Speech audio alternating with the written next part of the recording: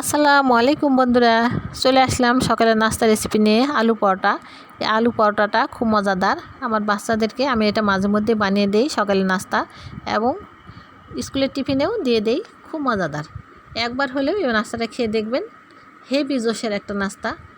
আমি মুরগির মাংস দিয়ে খাচ্ছি, এবং মেয়োনিজ, এই যে মেয়োনিজটা আমার মেয়ে বানিয়েছে, হেভি জোশ হয়েছে, অসাধারণ।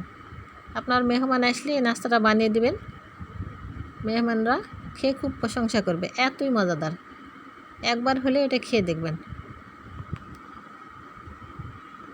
চলুন তাহলে দেখে নেওয়া যাক কীভাবে সকালের নাস্তাটা বানিয়ে নেওয়া যায়। সকালে এবং বাচ্চাদের টিফিনেও এই নাস্তাটা দেওয়া যেতে পারে। খুব মজাদার একটা নাস্তা। বাড়িতে থাকা সামান্য কিছু উপকরণ দিয়ে এই নাস্তাটা ঝটপট বানিয়ে নেই, আলু পরোটা। বন্ধুরা, এখন আমি পরোটার জন্য এখানে 2 কাপ আটা দিয়ে দেবো।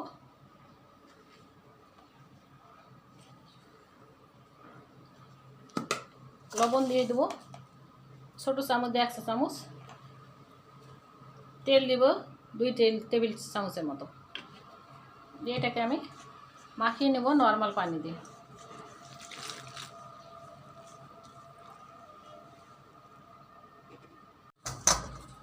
এই যে বন্ধুরা, আমার ডো বানানো হয়ে গেছে, শক্ত একটা ডো। এখন এটাকে আমি 20 মিনিট রেস্টে রেখে দেবো ঢাকনা দিয়ে ঢেকে।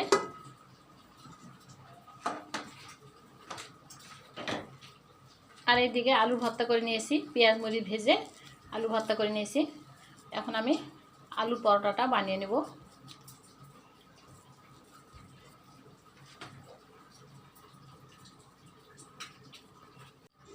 ফিরে আসলাম 20 মিনিট পর। এখন এটাকে আমি এভাবে কেটে কেটে নেব, লেচি কেটে নেব।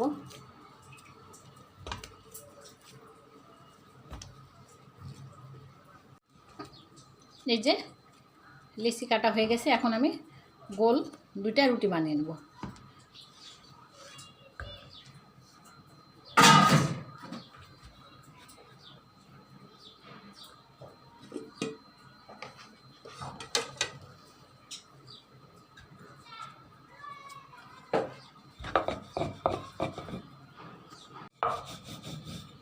এই যে পাতলা করে একটা রুটি বানিয়ে নিয়েছি।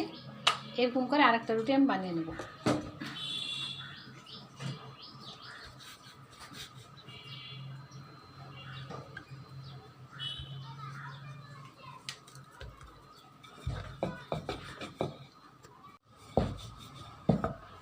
এই যে 2টা রুটি বানিয়ে নেওয়া হয়ে গেছে। এখানে একটা, এখানে একটা। এখন আমি এখানে দিয়ে দেবো আলুর ভর্তা।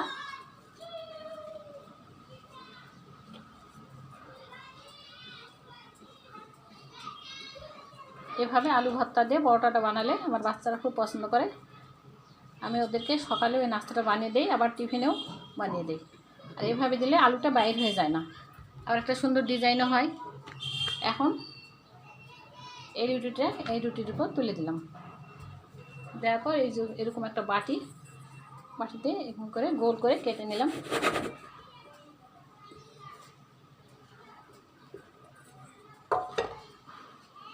এখন এই কাঁটা চামচ দিয়ে সাইড দিয়ে ভাবে চেপে চেপে দেবো। মুখটা বন্ধ হয়ে যাবে, আবার সুন্দর একটা ডিজাইনও হবে, দেখতেও সুন্দর লাগবে আলু পরোটা।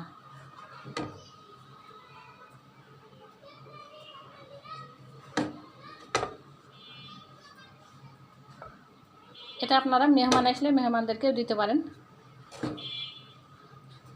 ভালো লাগবে। মেহমান আসলে সকালে তো নাস্তা দিতে হয়, আমরা তো পরোটা বানিয়ে দিই, কেউ কেউ খিচুড়ি বানিয়ে দিই। এভাবে পরোটা বানিয়ে দিবেন, দেখতেও ভালো লাগবে, খেতেও বেশ ভালো লাগে। এই যে হয়ে গেল একটা পরোটা। এখন আমি এটা প্লেটে রেখে দিলাম। একইভাবে সবগুলো বানিয়ে নেব।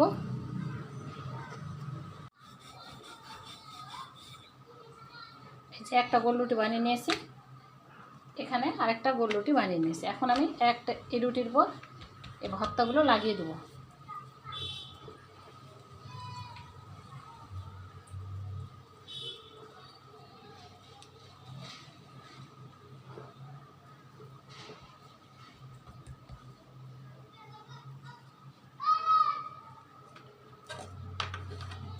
দিয়ে এই রুটির উপর তুলে দিলাম। দেওয়ার পর এই বাটিটা দিয়ে এখানে বসিয়ে দিয়ে এভাবে কেটে নেব।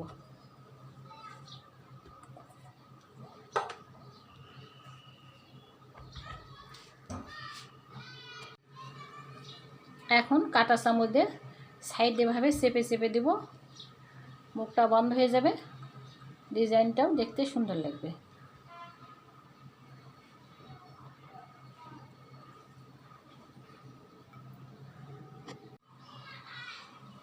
এই যে হয়ে গেল আরেকটা পরোটা। এখন এটাকে আমি প্লেটে তুলে নেব।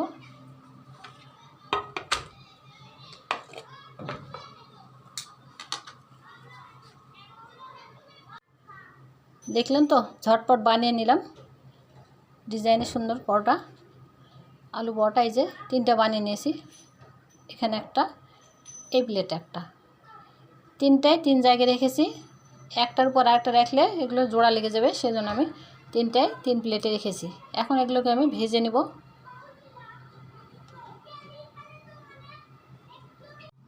চলে আসলাম চুলায় একটা তাওয়া বসিয়ে দিয়েছি। এখন আমি পরোটাকে ভেজে নেব।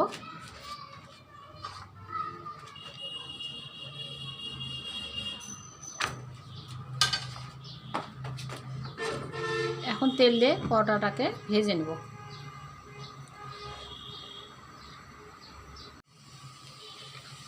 তেল দিয়ে দিলাম, এখন এটাকে আমি নেড়ে ছেড়ে উল্টিয়ে দেব।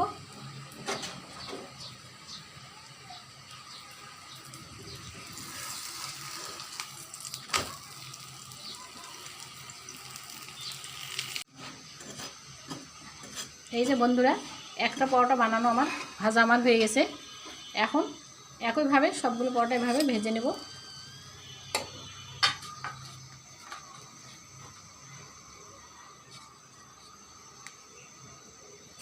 এটাও দিয়ে দিলাম।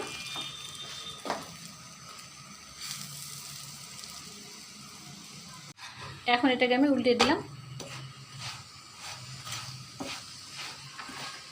এভাবে লাল লাল করে পরোটাগুলো ভেজে নেব। খেতে বেশ ভালো লাগে, মুসমুসে লাগে, ভিতরে আলু পুর দেওয়া আছে। এর সঙ্গে আপনারা ডিম পোস্ট কিংবা ডিম ভাজি, গরুর মাংসের ঝোল কিংবা মুরগির মাংসের ঝোল, যে কোনো কিছু দিয়ে খেতে পারেন। এই তো হয়ে গেল আরেকটাও,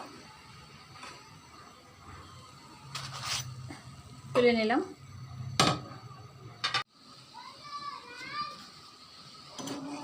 এই যে সবগুলো একইভাবে তৈরি করে নিলাম। একটা ভেঙে দেখাই যে কতটা মুসমুসে হয়েছে। এই যে ভিতরে আলুর পুর। এখন এটাকে আমি খেয়ে দেখাবো। মেয়োনিজটা আমার মেয়ে বানিয়েছে, অনেক মজা হয়েছে। বিসমিল্লাহ। হেভি জোস, একবার হলেও খেয়ে দেখবেন। মেহমান আসলে মেহমানদেরকেও খেতে দেবেন। খুব মজাদার একটা হেভি জোসের নাস্তা, সেই স্বাদ।